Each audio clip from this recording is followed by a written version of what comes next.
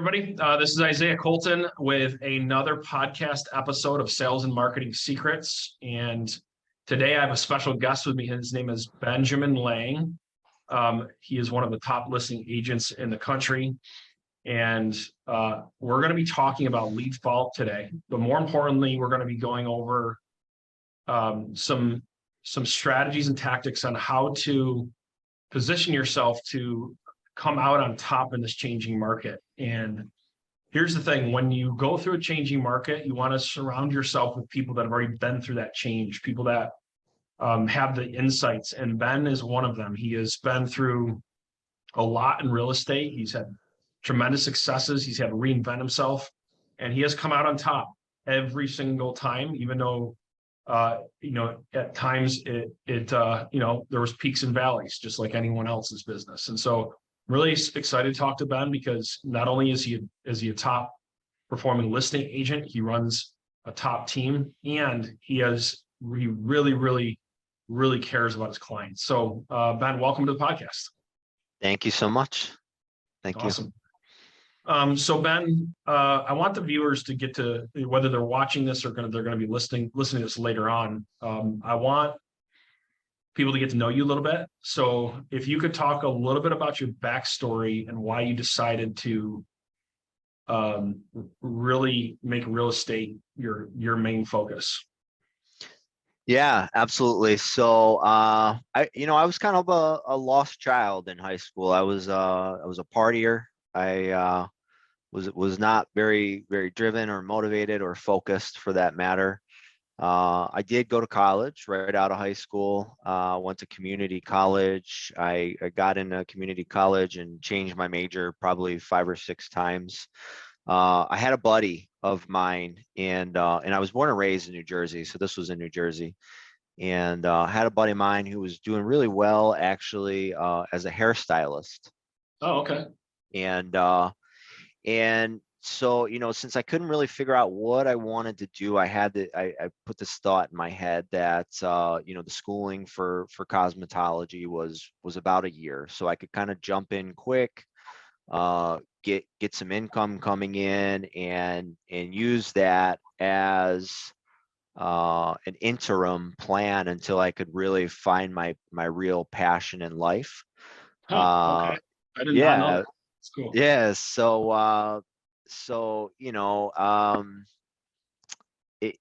I went through hair school. It was a phenomenal experience. It was probably 200 pretty girls and myself and 3 other gentlemen. Sounds torturous. So it was a fun experience. I got into it, and I actually did quite well financially. Cool. I was a barber for a couple of years, and then I became a color specialist. And when I became a specialist is when I really, the income started to take off. I bought my first house at 23. It just so happened when I bought that house, there was a HUD house right next door for sale. And I don't know what it was, but I was drawn to it. So I bought it and I flipped it. That's great, dude. And cool. So you kind of got in. That was kind of like your first experience with real estate, then. That was my first experience. Yeah. And cool. and so I ended up flipping 5 or 6 more within a year to year and a half of that. Then I got into the rental game. All this time I'm doing hair full time. I'm doing pretty well financially just doing hair, but then I'm sure. Popping quite a few flips, and then I get into the rental game. So I get into the rental game in 2005. Mm-hmm. and I end up acquiring 16 rental properties. Wow. And I'm doing the Burr method. I'm buying, renovating, refinancing, renting them out, and replicating and doing it all over again. And I do that pretty quickly, cool. Not knowing that the market was going to tank in 2008. 2008, I filed bankruptcy, and that was the first time I fell flat on my face. Filed bankruptcy in 2008, lost those 16 rental properties. Um, mind you, okay, let me backtrack one step here because I missed an important piece. Yeah. So in 2005, I'm in the Lansing area at that time. That's where I Okay. bought my first house. That's where I did all my flips, Lansing, Michigan. Uh, met a girl, MSU grad, and Oh, those are dangerous, bro. Just yeah, kidding. and If you're so from when she MSU, I'm totally kidding. yeah, when she graduated, she was from the Oakland County, Metro Detroit area, Okay. and so she wanted to go back home. So I said, okay, no problem. Now when you do hair, you have to spend probably 2 years building a good client base to make a good income. Sure. And so in 2005, that's when I made that move. I decided that I didn't want to do that again because I had done it. I had built a client base in Jersey and left, and then I'd built a So client starting base. all over again, and yeah, Yeah, got it. and then I Mhm. built a client base in Lansing, and that was it for me. And so the move to Oakland County, I decided, you know what, real estate seems to be that passion, so I'm Right. gonna run with it. So I started selling in '05 Okay. when I moved to Oakland County. Um, so things were going pretty well for, a year or two, but then, I'm filing bankruptcy 2 years later. Uh, the, I've got a full-time career I've got all my eggs in one basket in real estate at that Yeah. point, and the market just tanks. Um, So what did you? so So how the hell did you get through that mentally? I think just on a side note, I think this is important because I think there's a lot of people that go through struggles. We always talk about the good things, right, on these podcasts, but just what were you thinking? What were you feeling? How the hell how did you get through that moment of chaos? I'm just a guy where I just I've got an incredible drive and incredible fire. And so whether it's doing hair and make figuring out a way to make six figures doing hair, it's I can't I can't even explain it. Right. Um, but I kept pressing, and it was tough in 2008 with the sales career. Yeah. But in 2009, I kept hearing a gentleman in my area on the radio, a constant ad, short sale, let me help you with your short sale. And I'm like, this guy's kind of he's got a monopoly here. Right. Um, so it just so happened that a radio station called me one day and they say, hey, you interested in running radio ads? And I said, well, not really. I don't really have any money. Um, Right. Just coming and, out of and, bankruptcy. Right. and a couple of weeks went by, and I kept hearing more and more of those ads for this guy. And it seemed like he was crushing it. And I'm a firm believer that, if there's a Pepsi, there's room for a Coke. Uh, Hell yeah, dude. That's great wisdom. That's and great wisdom. and so I just scraped every dollar that I could, and I started going toe to toe on the radio with this guy who had been doing it for about a year, and some That's great. calls That's great. started. I got my CDPE accreditation. I got my SFR accreditation. I soaked up everything that I possibly could about the short sale game, and then I started running these ads, and the calls started coming in, and um, listed a few short sales, got a few under my belt. Then I upped my radio ad spend every month, and before you knew it, I was going toe to toe with this guy who, he was spending about 100 grand a month on radio ads, and my spend wasn't nearly that, but it didn't matter because there was a huge pie, Right. a There was huge such a piece of the right.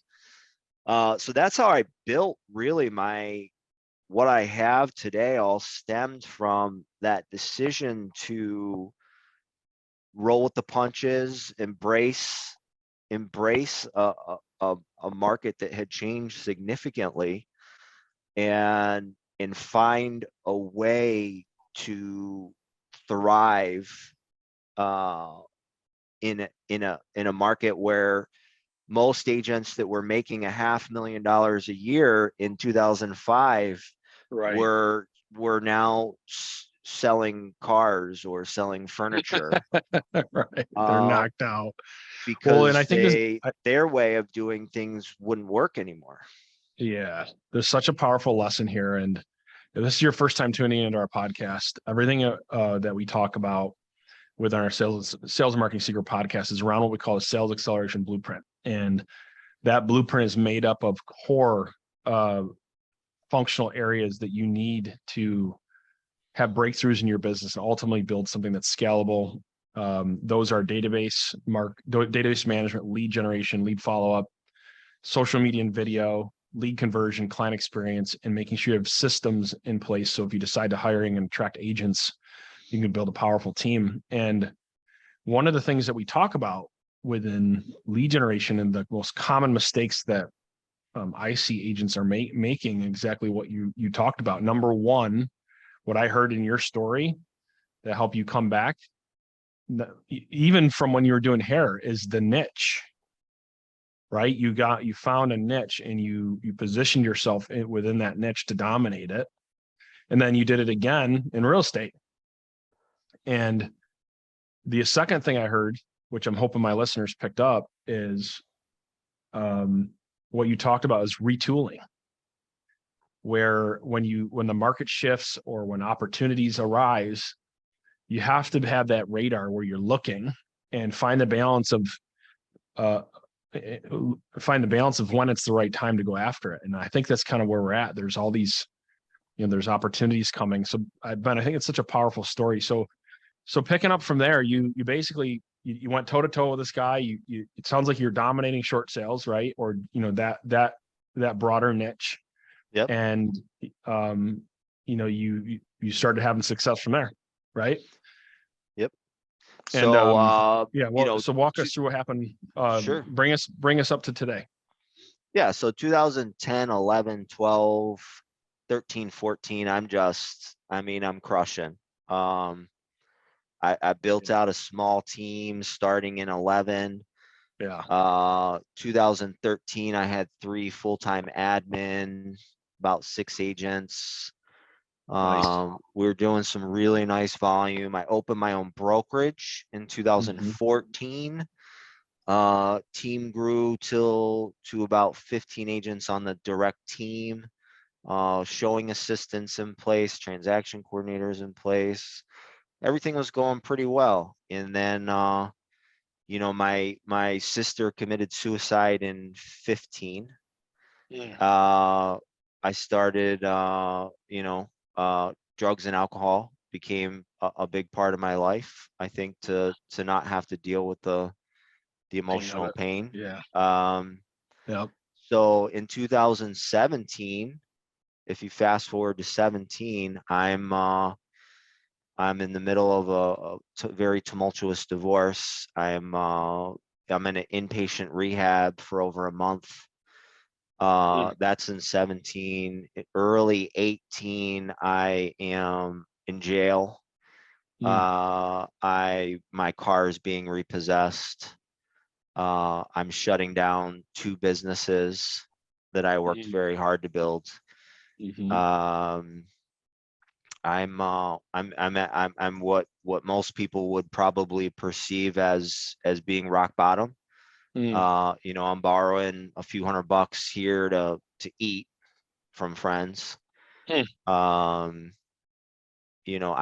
really the worst part of my life. I mean, it's just even looking back at it right now, it's hard to believe just how bad it was. I mean, it Yeah. seemed like every turn that I made at that point in time was just another beat down, if you will. Like, I just kept getting beat up. So that was 18. That was 18. And so because I had my own brokerage, I stopped selling for a good 3 to 4 years. So I didn't even lost my SOI. I had no SOI left anymore either. Right. So I went back to sales mid 18, and I sold 6 houses, and considered that a win at that time. All right. You're like, hey, I'm still alive. Yeah. And in 19, I sold 20, and Look at you, man. Isn't that awesome? and 20, what is it, 2020, I think it was 37. Yep. Last year was 75. I started rebuilding my team, a new team, in August. So 1 year ago, I started building a new team. We are up to 2 full-time ops, 7 agents plus myself, 4 agents coming on board in the next 30 days. We have 15 deals pending to close in August. We're on pace for 150 units, 40 mil for this year. And that's the story, man. That's it. So what do you think? Because that's an incredible journey, and so I don't know if I should say congratulations or what, but like it's just such a powerful story. And I think any entrepreneur that's going to go after it, they're going to experience something like what Ben's talking about along the way, right? And my next question for you is, what do you think that people most misunderstood about you along that journey? Like, what did people misunderstand about you most? I think so I've learned quite a few lessons. Obviously, it's from all of this. Yep. I'll be the first to tell you, in 2013, 14, 15, my ego was a big problem. And so I don't know if that was so much a misunderstanding as much as it was me being maybe a little emotionally immature, and I grew up as a really poor kid. My dad was a meat cutter, and he was a single dad, and I think maybe that level of success in 12, 13, 14, I definitely let it get to me and change my personality in a way that I am a bit ashamed of. So I'm constantly checking myself this go around, and making sure that I never fall back into that, and making sure that I'm more in line with humility, and being humble, and contributing Powerful. as much as Yeah. I can. Yeah. And so again, I don't know if that really answers the question, but I think it's a lesson that is important to share. I think was one of my most important lessons. I agree. It's, there's the ego and not really understanding ourselves is it can be so destructive. So yeah, I think that's good for everybody here. It's just as dangerous, folks, as when you've had success is when you're first time getting there. Because if it's your first time on the way up, you think you're unstoppable, and you start making really stupid decisions around it, sometimes even subconsciously, right? So I think it's such an important lesson to constantly be checking ourselves, personal development. And that kind of leads me to my next question is, like along this journey, like if you could name a top 3 people that influenced you the most, who would they be? Well, I gotta say you and I, we go back to, what was it, 2014, 15? Yeah, that's crazy, man, to think about. But yeah, Yeah. I remember I met you when I first started the marketing company off the brokerage. Yep. And yeah, can't believe that was 14. So I actually remember I was talking to you as I was walking home from jail one day. And I don't know if you called me or I called you, but I was actually walking outside. Literally, I just walked out of jail. Wow. And Okay. I don't even think I told you. No. But that was kind of a point where you and I had, and you had you had said to me somewhere around that time, hey, I'll give you I'm more than happy to kind of coach you back here a little bit. I'm more Yeah. than willing to give you my time at at no cost for that matter. Yeah. And so I'm eternally grateful for that. My wife now Yeah. has been an incredible influence. We just got married last month, in fact. Congratulations, man. And so that's another a big uh, part of my life that has changed from 18, from going through literally the nastiest divorce that you could ever imagine to where I am right now, being happier than ever. And my daughter, I'd say probably for number three, has been a driving force for the decisions that I make. Yeah, because there's a lot going on, and there's something about if you're a parent who cares, there's something about that child that can center you, right? Keep you centered. And I like the term driving force. That's kind of Well, what my son is to me. yeah, I mean, for me, none of this happens without my sobriety, right? Yeah. So I, Yeah. I'm I'm 6 months away from the 5-year mark now, and I think without Mackenzie, my daughter, uh, I'm not so sure that the sobriety would have stuck. Right. You would have kept Um, it a priority. Right. and so again, without sobriety, none of this is possible. I mean, that's number one for me now in my life, is sobriety comes before anything. Wow. Powerful. Yeah, it kind of leads me to my next question, which is transitioning back into real estate here a little bit. Like, in your mind, what does real estate look like to you in 5 years, given what's happening in the marketplace today?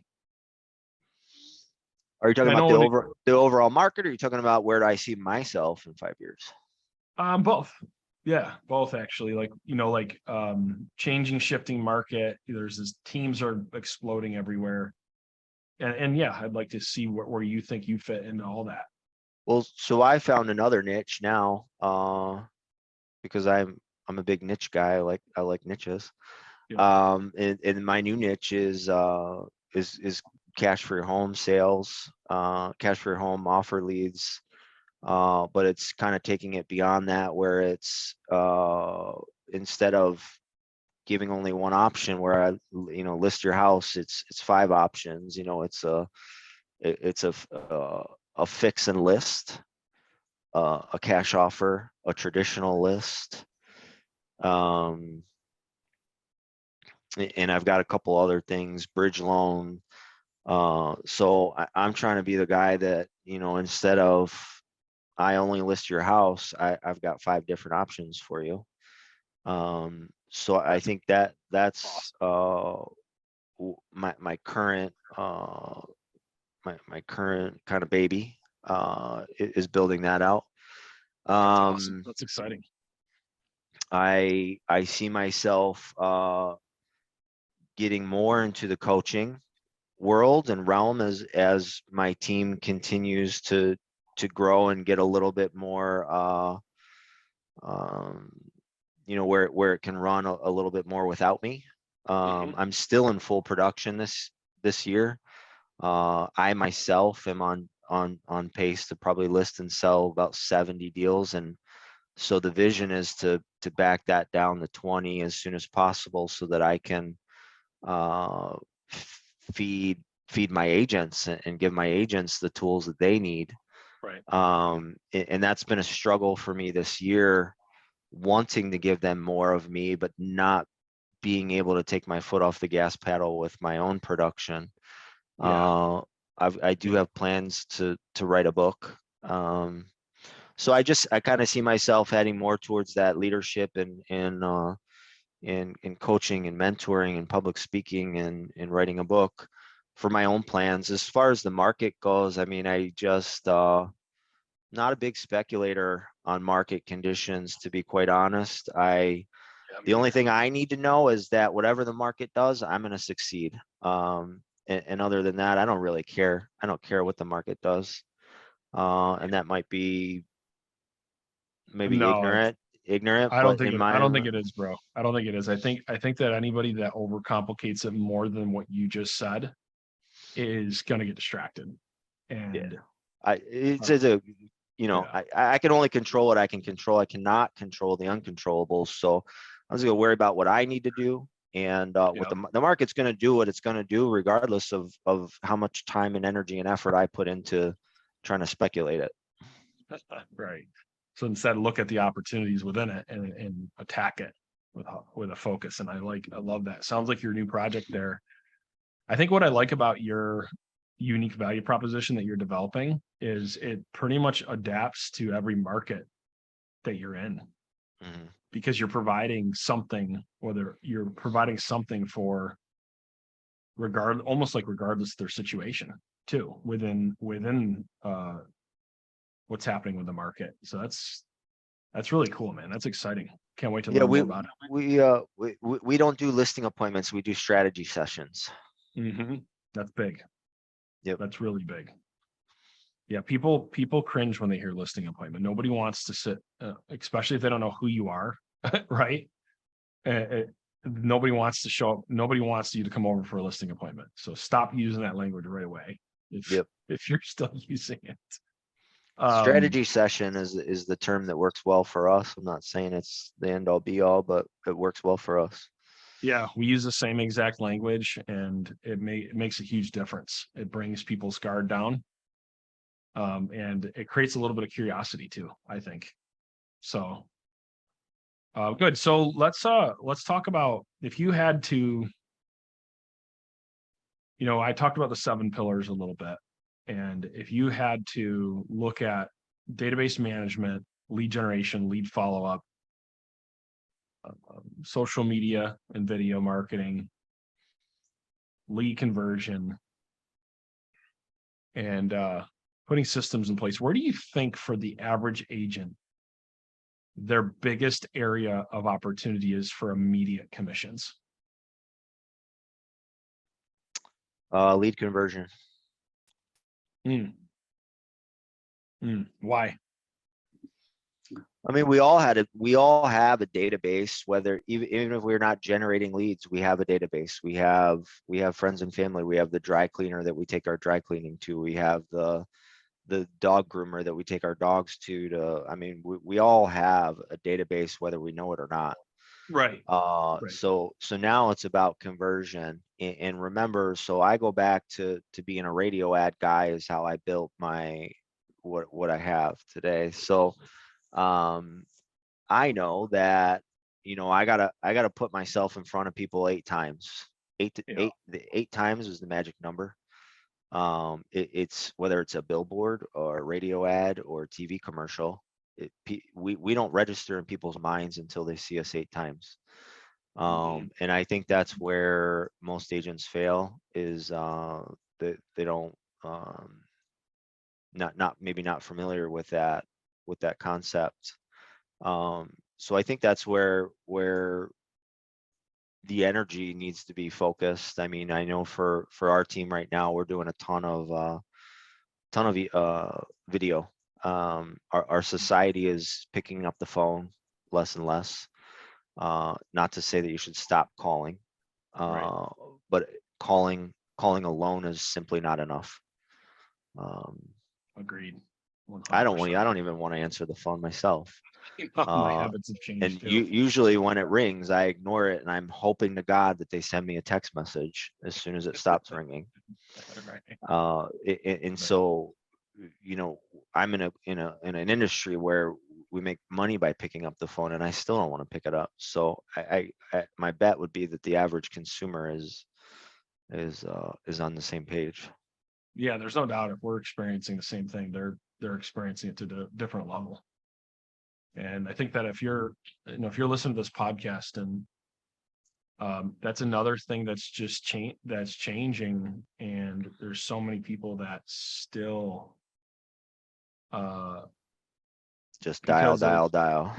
yeah, it's dial, or it's not being willing to commit to a marketing plan of any kind, and just slowly working on your digital video and follow blueprint, right? And or footprint. And so I think that one of the things that I've loved to see about your journey is not too long ago, you hated video, right? Right. That I did. Yeah. Yeah, like you hated video. I hated video. But if you look at what I love about your story is you've been willing to adapt and move to the changes in the market. And that's what I'm hoping that people get out of this podcast when you're hearing Ben's story, and just going back to one of the biggest things that I think that you need to do as a listener is position your digital hyper focus on your digital footprint, and take your database, focus on finding some lead sources that you can trust to build it. And then from there, look at your lead follow-up, digitize it, automate it, add video to it, start building your presence on social media, and just literally sell out and double down on your digital footprint and your branding and adding value to your database. And then the lead conversion is going to come.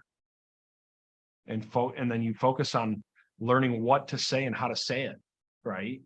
From there. And I think that if you look at your journey, Bennett, that's largely what I've seen you do so well, outside of obviously building the team and putting the systems in place. You hyper focused on what it took to have the right lead sources, to make sure you're following up with them the right way, adding video wherever you could, and then making sure that you're finding unique ways to add value to the market. You're working on your sales skills, you're reading, you're growing, and then and therefore your lead conversion is getting better and better over time. I mean, your closing rate is just phenomenal when you share those results with me. And part of that's because of all the other things you're doing before it, right? Mm-hmm. And so I think that, just kind of wrapping up this podcast, there's a couple things that I hope you take away from Ben's story is you stop doing a million different things when it comes to what you're trying to accomplish with your leads and your marketing. Is find lead sources, but then find niches, and hyper focus on what can bring a niche you can dominate. That's what I heard at every turn and every shift that Ben went through. And then the other thing is that here's the thing, what's going to bring you through this changing market and whatever comes your way in the next 3 to 5 years, it's burning desire. If you heard Ben say that, it's just your desire to win. Because if Ben Lang can do it and go through 2 major downturns and come out of it even stronger, you can too. And the next thing that I'm hoping that you took away from this is that you really have to hyper focus on your digital footprint. You got to get really good. You got to be you can't just say, oh, the old way of doing things, I'm going to keep doing it, or woe is me, I don't know what to do. You do know what to do. The answers are right in front of you. And that's starting off with becoming a master of digital marketing, and starting with your database. And so, Ben, I don't if you have anything you want to add to that as we close out here today. I mean,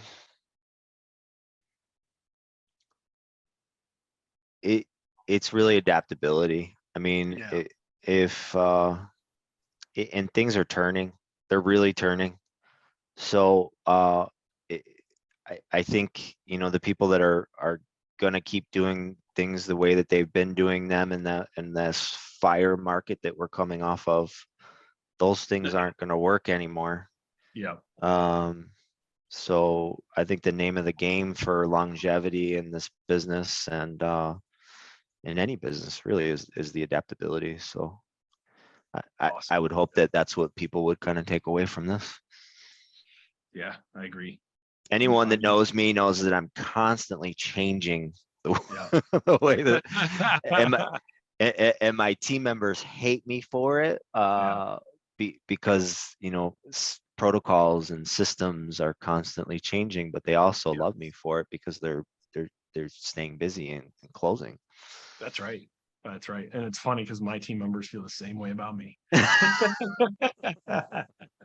So, and it's finding that balance, right? It's the balance of not making critical changes, but also making sure that systems are in place behind them and doing it in a way that everybody can keep up and adapt. There's a fine balance to that all too. That could be a whole other podcast, brother. Sure could. But Ben, thank you for taking your time and sharing your story and giving some I think really timely advice to our listeners. And what we'd ask is that if you got value out of Ben's story, you would share it with your sphere of influence. Drop comments below on what your favorite part of the podcast is, what you learned. And if you're looking for help with your digital footprint and you want to learn how to draw business from your database and get new seller leads coming in and really get great at video, then the starting place to do that is to try to start with our free trial. And you can go to www.renfreetrial.com and you can get a 14-day free trial of our Ren 360 software, along with a free coaching and consultation to share with you ideas on how to use the software based on what you're looking to accomplish in this changing market. So Ben, thanks so much again for sharing your story. And until next time, this is another episode of Sales and Marketing Secrets Podcast. And just remember that you're always one idea away from your next breakthrough. And if you use the Sales Acceleration Blueprint to look at your areas of opportunity, it'll help you have those breakthroughs faster. Thanks, Isaiah, Colton and company. Have a good day, everybody.